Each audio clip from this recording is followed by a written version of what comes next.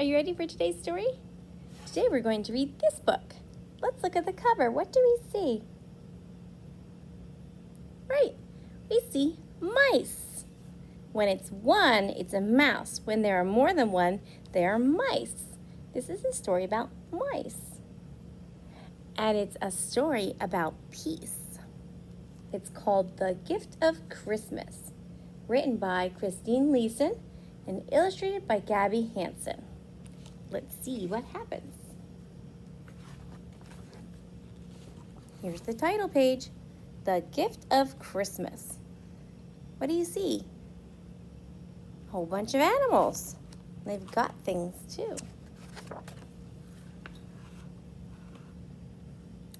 It was Molly Mouse's first Christmas. The sky was streaked with pink and gold, and there was a tingle in the air.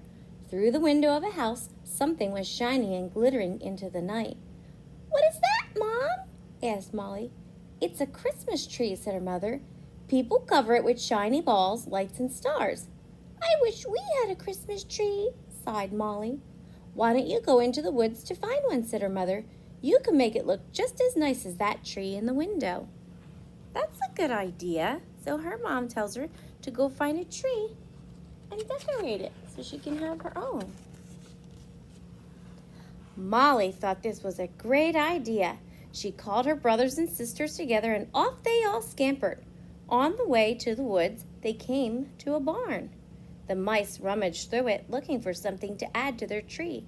Under a big pile of hay, Molly found a doll.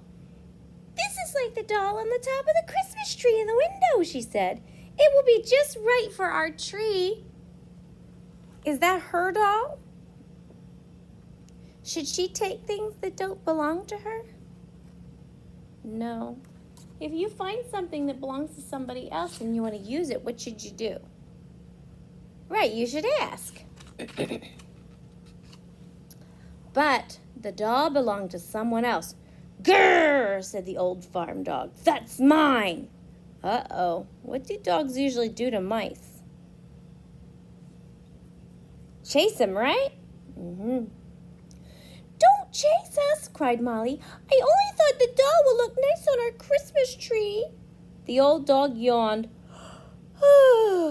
It was true that sometimes he chased mice, but because it was Christmas, or because he remembered the Christmas tree in the farmhouse and how he used to play with the children there, he said the mice could borrow the doll.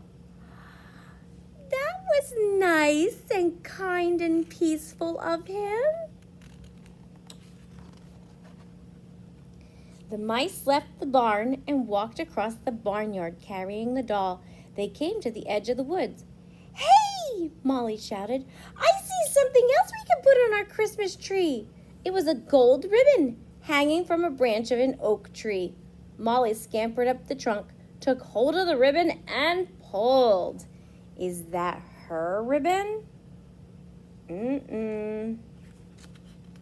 Should she take things that don't belong to her? Nope. But the ribbon belonged to a magpie. This is a magpie bird. Magpie birds like shiny things, and it's a shiny ribbon. She had taken it to line her nest. "Please don't be angry," said Molly. "I only wanted the gold ribbon for our Christmas tree." Usually the magpie chased mice, but because it was Christmas, or because she had also been admiring the Christmas tree in the window, she let go of the other end of the ribbon. Molly took the ribbon thankfully. The magpie was being nice and kind and giving and sharing and peaceful. And Molly appreciated that, so she felt thankful. In the distance, Molly saw some shiny, round things lying on the ground. They were like the shiny balls on the Christmas tree in the window. "Exactly what we want," cried Molly, running to pick one of them up. "Now we have a doll, a gold ribbon, and a shiny ball." Are these her shiny balls? You'd think that they just fell off the tree and they belong to anybody, but I think somebody found them first. And that somebody is a fox. What do foxes do to mice? Chase them and eat them, right? But those shiny balls belonged to a fox. Those are my crab apples, he barked. I'm saving them for the cold days ahead. We only thought one would look good on our Christmas tree, said Molly, trembling. Trembling means she was shaking because she was so scared.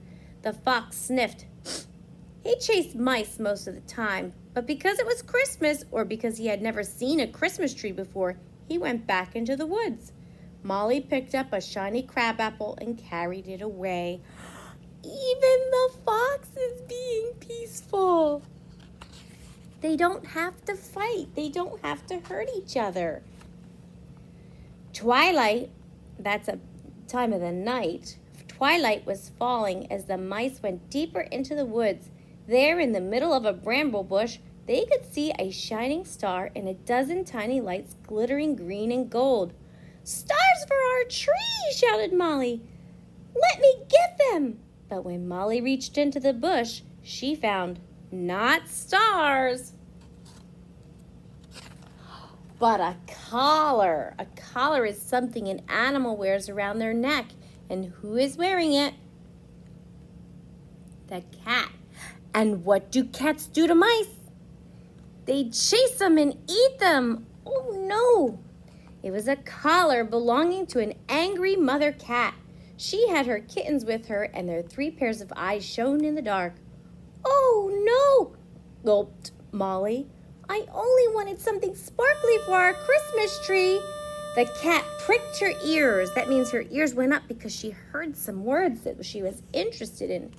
She always chased mice, but because it was Christmas, or because she remembered the Christmas tree in the cozy home where she'd been a kitten, the mother cat slipped off her collar.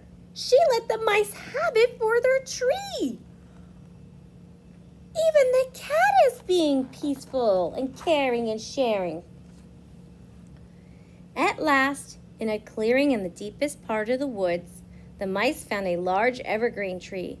Our Christmas tree, cried Molly. They hung the doll, the ribbon, the crabapple, and the cat's collar on the tree's branches. There you go. It's all done. Does it look good? Let's be honest. Honest means you're telling the truth. Does it look good? Let's look back at the tree that she saw in the window and how lovely that tree was. Wow. Look at all the decorations. Now look at this one. Does it look good? Not so much. Not really. Oh, said Molly when they had finished. It doesn't look at all like the tree I saw in the window. Sadly, the mice turned away. Disappointed, they walked all the way back home and went straight to bed. Sometimes when we want something so much or worked so hard for something and it doesn't turn out the way we want it to be, we get very disappointed. In the middle of the night, the mother mouse woke up Molly and her brothers and sisters. Come with me, she whispered. I have something to show you. The mice scurried along behind their mother, past the farm and into the woods. Other animals hurried on ahead of them into the deepest part of the woods. At last, the mice reached the clearing where Molly's Christmas tree was. Molly stood completely still. Her eyes grew large and round. Oh, look at that, she cried.